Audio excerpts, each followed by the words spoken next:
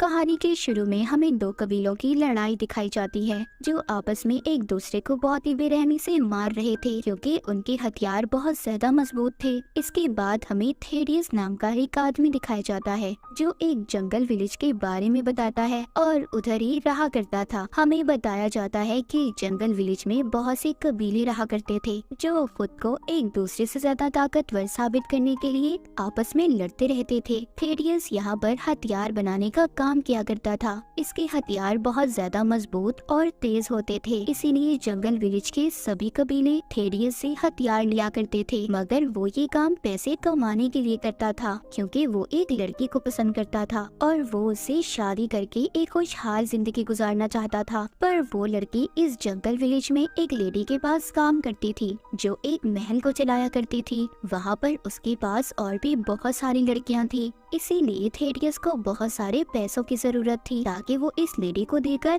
इस लड़की को छुड़वा सके। इसके बाद हमें गवर्नर को दिखाया जाता है जिसके पास लाइन कबीले का लीडर आया था। गवर्नर बताता है कि तुम्हारे शहर से होते हुए गोल्ड सोना आने वाला है जिसकी तुम्हें हिफाजत करनी होगी और हम तक उस गोल्ड को पहुंचाने में हमारी मदद भी करनी होगी। अब लाइन कबीले का लीडर गवर्नर से वादा करता है कि इस काम में वो उनकी मदद करेगा, पर उस कबीले के बाकी लोगों में लालच आ चुका था। वो सोचते हैं इतना सारा सोना वो सारी जिंदगी भी नहीं कमा सकते, इसीलिए वो इसको लूट लेंगे और अपने लीडर को धोखे से मार देंगे। जिसके बाद वो ऐसा ही करते हैं, वो अपने लीडर को धोखे से मार देते हैं और सारा सोना चोरी करने का प्लान बनाते हैं और जिसके बाद किसी दूसरे आदमी को इस कबीले का लीडर बना दिया जाता है। पर यहाँ पर कुछ लीडर के बेटे का इंतजार करने का कहते हैं, लेकिन ज्यादातर लोग उस आदमी के साथ दे रहे थे जिसको लाइन कबीले के लीडर के बदले दूसरा लीडर बना दिया गया था, यानी कि उनका नया लीडर। उधर लाइन कबीले के लीडर का बेटा एक लड़की से शादी करने की तैयारी में था। तभी कुछ लोग आकर उसको बताते हैं कि तुम्हारे डैड को किसी दूसरे कबीले के आदमी ने मार दिया है और खुद उनके बदले लीडर बन चुका है। जब लीडर के बेटे को ये बात पता चलती है तो वो भी अब जंगल विलेज जाने के लिए तैयार था क्योंकि वो अपने डैड की मौत का बदला लेना चाहता था। उधर जंगल विलेज में जिस लेडी के पास थेडियस की दोस्त काम किया करती थी, उधर एक आदमी आता है जो अपना नाम जैक नाइफ बताता है। वो उस लेडी से कहता है कि मुझे एक ऐसा कमरा चाहिए जहाँ से सारे शहर का नजारा देख सकूं और साथ ही मुझे 3 लड़कियाँ भी चाहिए। उसको वहाँ पर एक लड़की भी पसंद आ गई थी जो एक आदमी के पास बैठी थी। वो उसको तंग कर रहा था। वो उस आदमी को मना भी करता है पर वो नहीं हो। आदमी को देखकर तो ऐसा लग रहा था जैसे वो अपनी ताकत के नशे में पागल हो, लेकिन जैक नाइफ उसको एक ही झटके में चाकू निकाल कर उसको बेरहमी से मार देता है। सबको पता चल चुका था कि वो कितना खतरनाक था और इसी वजह से उसका नाम भी जैक नाइफ था। उधर लीडर का बेटा भी जंगल विलेज पहुंच चुका था और वो खाना खाने के लिए एक जगह पर रुकता है, लेकिन वहाँ पर कुछ आदमी अचानक से हमला कर देते हैं। उसे मारने की कोशिश कर रहे थे पर उसके पास खुद लड़ने की बहुत महारत थी और एक ऐसा सूट जिससे उसे कोई नुकसान नहीं हो सकता था। लेकिन उन लोगों का लीडर अब उसको खींचकर बाहर ले आया था, पर उन लोगों का लीडर ये बात नहीं जानता था कि जिस आदमी को ये मारने आई है वो लाइन कबीले के लीडर का बेटा है। पर कबीले के लीडर का बेटा भी उन्हें बुरी तरह से बेरहमी से मार देता है। जिसके बाद हम उस आदमी को देखते हैं जिसने लाइन कबीले के लीडर को मारा था। वो आदमी यहाँ पर नए लीडर को बता रहा था कि जंगल विलेज में जल्दी गवर्नर के लोग सोना लाने वाले हैं, पर मैंने सुना है उसकी हिफाजत के लिए अब गवर्नर ने किसी और आदमी को चुना है। मैं नहीं जानता कि वो कितना खतरनाक है, पर हाँ हमें पता करना होगा कि वो आदमी कौन है क्योंकि वो हमारे लिए बहुत बड़ी मुसीबत खड़ी कर सकता है। जिसके बाद अब इसी कबीले की दूसरी कबीले के साथ लड़ाई हो जाती है, पर लाइन कबीले के लोग उन्हें मार देते हैं। इस कबीले के 2 आदमी लीडर के बेटे के पास गए थे और उसे बताते हैं जो हमारा नया लीडर है वो जंग चाहता है, जबकि जो तुम्हारे डैड थे वो सुकून और शांति चाहते थे। इसके बाद हमें एक आदमी दिखाया जाता है जिसका जिस्म बहुत ताकतवर था, ये कह लो लोहे की तरह था। वो लाइन कबीले के नए लीडर से जाकर मिलता है। उसको नए लीडर ने ही बताया था। यहाँ पर हमें पता चल पाता है कि लीडर के बेटे को मारने वाला कोई और नहीं बल्कि लाइन कबीले का नया लीडर था और वो अब इस ताकतवर आदमी को लीडर के बेटे को मारने का कहता है। थेडियस उस लड़की से कहता है जिसको ये पसंद करता था कि हम बहुत जल्दी यहाँ से चले जाएंगे क्योंकि जंगल विलेज बहुत जल्द कब्रिस्तान बनने वाला है। सब एक दूसरे के दुश्मन बन चुके हैं। उधर लीडर का बेटा एक आदमी को कागज पर लिखकर कुछ देता है और कहता है जाओ ये यहाँ के कबीले के नए लीडर को देकर आओ। थोड़ी देर बाद उसके पास कुछ बच्चे आते हैं जो उसको बाहर जाने का कह रहे थे क्योंकि उधर वही ताकतवर आदमी आ चुका था जिसको नए लीडर ने पुराने लीडर के बेटे को मारने का कहा था। जब ये बाहर आकर देखते हैं तो उधर वो ताकतवर आदमी इन बच्चे बेरहमी से उसका गला काट देता है। ये देखकर लीडर के बेटे को बहुत गुस्सा आता है और वो उस आदमी पर हमला कर देता है, लेकिन वो इतना ज्यादा ताकतवर था कि उसके वार का उस पर कोई असर नहीं होता। एक एक करके सबको मार रहा था क्योंकि इसका जिस्म लोहे की तरह बना था। वो लीडर के बेटे को बहुत मारता है। उसको जब जान से मारने वाला था तभी इसके डैड का एक वफादार आदमी इसको बचाकर थेडियस के पास ले आता है। उधर वो भी सोना लेकर पहुंच चुके थे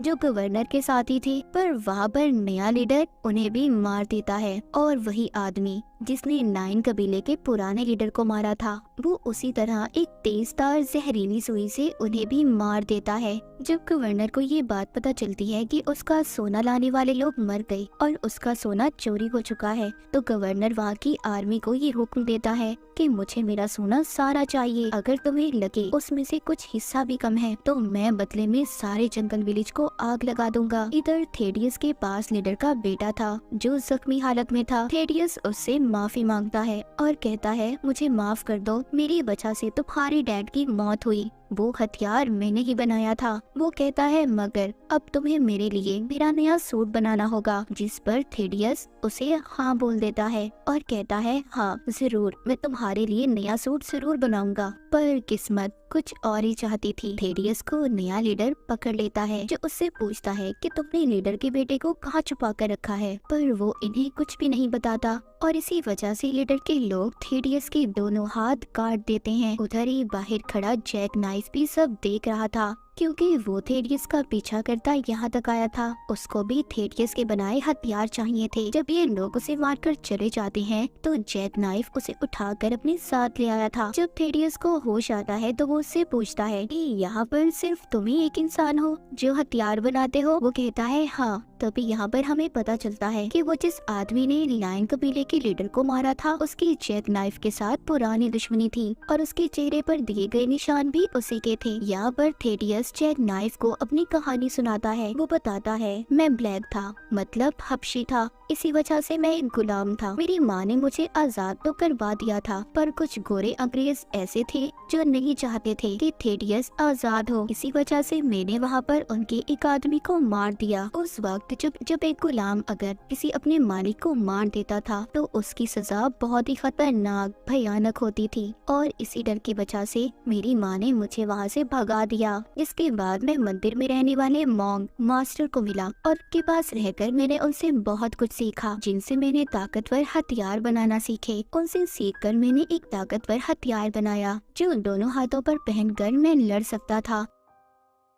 ये बताने के बाद कहानी दोबारा से जैक नाइफ पर आती है जिसके बारे में हमें पता चलता है जैक नाइफ वो आदमी था जिसके बारे में गवर्नर ने बताया था। मतलब वो खास वफादार आदमी जैक नाइफ ही था, लायन कबीले का नया लीडर। और वो आदमी जिसने पुराने लीडर को मारा था उसी लेडी के पास जाते हैं जिसके पास थेडियस की दोस्त काम करती थी। वो उनको बताती है कि सोने के पीछे जल्दी गवर्नर तुम पर हमला कर देगा क्योंकि उसे सब कुछ पता चल चुका है, इसीलिए तुम्हें सोने को छुपा कर रखना होगा। वो उनको एक जगह भी दिखाती है जिसको छुपी हुई एक बच्ची देख रही थी। उधर जैक नाइफ अपने प्लान को लेकर बहुत फिक्रमंद था। तभी वहाँ पर वो बच्ची आती है जिसने सोना छुपाने की जगह देखी थी और इनको सब कुछ बता देती है। उधर वो लेडी जिसके पास थेडियस की दोस्त काम करती थी वो प्लान करती है कि सबको मार देगी और सारा सोना खुद रख लेगी। Sex, violence, gold.